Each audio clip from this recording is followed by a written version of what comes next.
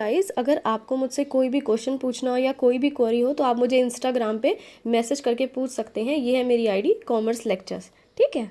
यहाँ आज करेंगे हम मार्केटिंग मैनेजमेंट एंड आज का हमारा टॉपिक है इवोल्यूशन ऑफ मार्केटिंग कंसेप्ट। तो इसके कुछ स्टेजेस हैं, मार्केटिंग का कंसेप्ट कैसे आया वो हम पढ़ेंगे इस वीडियो में। सबसे पहला है सेल्फ सफिशिएंट स्टेज। इस स्टेज में क्या था? After the stage of nomads people started to settle on bank of rivers. पहले जब नोमैड्स हुए करते थे, आदिवासी वगैरह, उस स्टेज के बाद क्या हुआ, लोगों ने ना मतलब रिवर्स यानी नदियाँ जो होती है उनके किनारे वो लोग रहने लग गए, अपना घर बसा लिया झोपड़पट्टी वगैरह लगा के। They started economic activities, example agriculture, और वो कुछ इकोनॉमिक एक्टिविटीज़ भी करने लगे, यानी खेती बाड़ी भी करने लगे। उनको थोड़ा सा आइडिया आने लगा कैसे जो है फसल वगैरह उगाई जाए, अपना पेट कैसे भरा जाए भाई।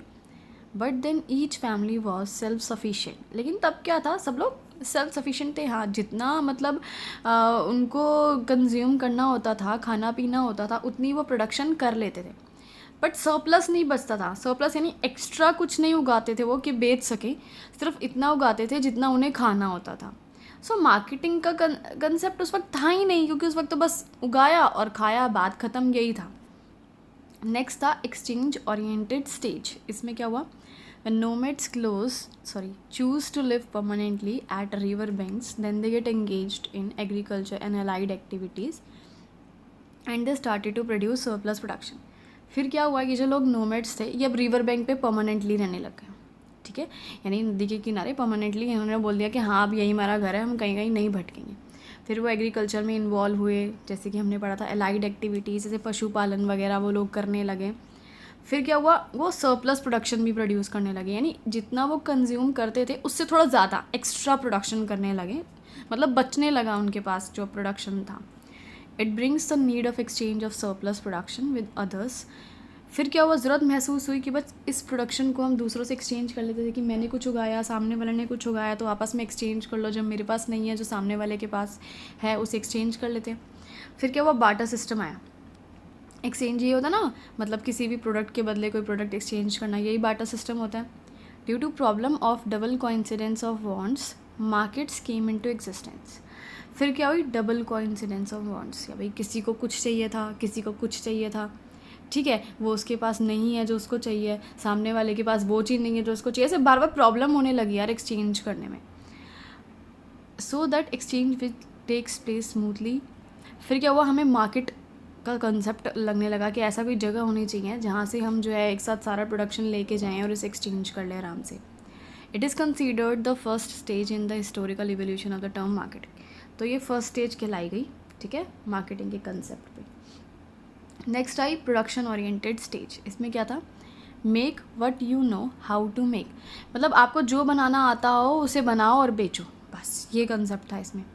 It is believed that if product is of good quality and priced reasonably, nothing would prevent the producers from achieving satisfactory sales and profit। इसमें क्या माना गया कि आप जो भी प्रोडक्शन कर रहे हो वो अगर अच्छी क्वालिटी का है और उसका प्राइस भी ज़्यादा नहीं है, लोग अफोर्ड कर पा रहे हैं, तो आपको कोई नहीं रोक सकता है सेल्स करने से, प्रॉफिट कमाने से कोई नहीं रोक सकता।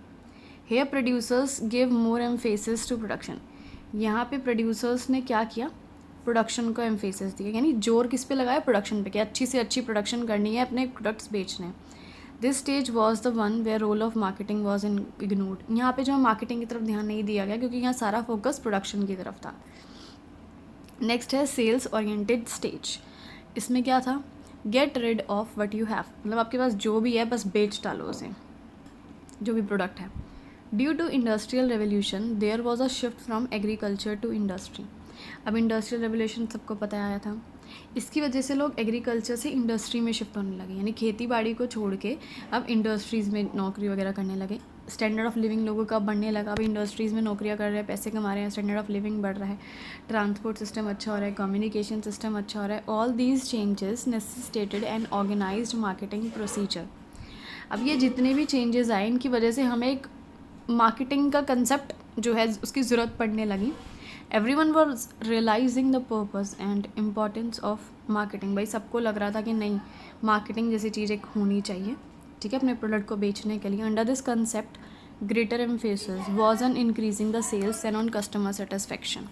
तो यहाँ पे हमारा मेन एम्फेसिस क्या था, फोकस क्या था, हमें सेल्स बढ़ानी है.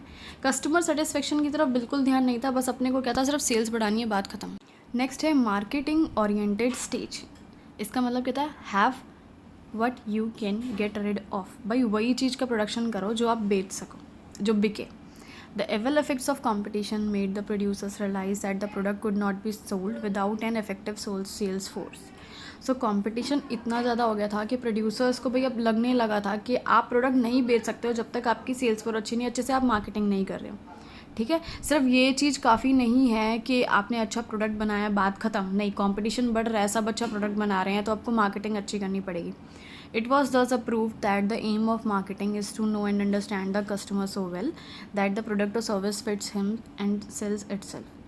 So यहाँ पे क्या चीज़ प्रूव हो रही थी कि अब मार्केटिंग का मतलब क्या हो रहा था कि आप अपने कस्टमर को जानिए, उसको समझे.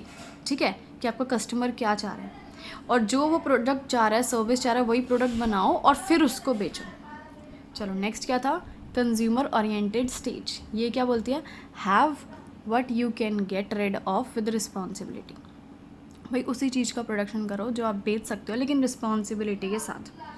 Hair outlook of producers towards marketing is changed. अब यहाँ पे लोगों का, प्रोड्यूसर्स का नज़रिया फिर चेंज हो गया, बिकॉज कॉम्पिटिशन बिकम कीन. क्योंकि कॉम्पिटिशन बढ़ता जा रहा था तो कंसेप्ट भी तो चेंज होगा मार्केटिंग का.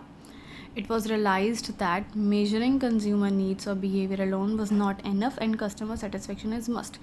अब क्या हमें एहसास हो रहा था कि कंज्यूमर की नीड्स और बिहेवियर को जानना ज़रूरी है, हाँ, लेकिन काफ़ी नहीं है कि कंज्यूमर को जान लिया कि कंज्यूमर ये प्रोडक्ट चाहता है, वही प्रोडक्ट बना दिया और फिर बेच दिया, वो काफ़ी नहीं है.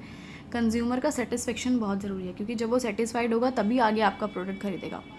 This marketing concept believes that satisfaction of the wants of consumer is essential for the existence of business. So ये concept क्या कहने लगा कि कंज्यूमर की wants को satisfy करना बहुत ज़्यादा ज़रूरी है, कंज्यूमर को satisfaction देना बहुत ज़रूरी है अगर आप चाहते हैं बिज़नेस एग्जिस्ट करे, बिज़नेस आगे बढ़े. नेक्स्ट है मैनेजमेंट ओरिएंटेड स्टेज. ये स्टेज क्या कह रही है, this is the present stage of the evolution of marketing concept. ये प्रेजेंट स्टेज है, यानी अभी कंसेप्ट चल रहा है ये. As consumer orientation become an accepted marketing philosophy, consumer orientation यानी जो consumer का satisfaction है वो बहुत ज़्यादा important हो गया था. The entire business philosophy underwent a subtle change. अब पूरी business की सारी philosophies change हो गई थी इसकी वजह से. ठीक है, today marketing considered are the most crucial in business planning and decision making. So आज के ज़माने में मार्केटिंग के बारे में सोचना बहुत ज़रूरी है. अगर आप बिज़नेस के रिगार्डिंग कोई भी प्लानिंग कर रहे हैं, कोई भी डिसीजन लेना है, तो मार्केटिंग के बारे में सोचना, उसको लेके डिसीजन लेना बहुत ज़्यादा ज़रूरी हो गया है. ठीक है.